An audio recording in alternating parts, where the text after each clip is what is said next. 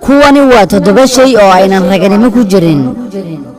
midka koobaad mid ka taga waalidkiisa oo u guura zawjadiisa yacni ilaaba waalidkiisa kadib markuu guursado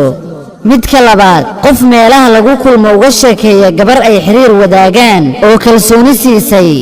midka saddexaad qof fikirka jacaylkuba uu yahay shahwo iyo rabitaan oo kaliya midka afaraad mid si sahlan ku iibinaya sharaftiisa iyo karaamadiisa isagoonan ba ogeyn inuu iibinayo raganimadiisa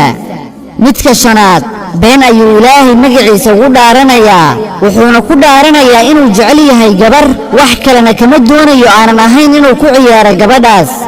midka lixaad mid raali uga ah ehelkiisa yacni hooyadii walaashii ama xaaskiisa iyo wixii la mid ah inay xumaan sameeyaan weliba garab ku siiyo kuna faraxsan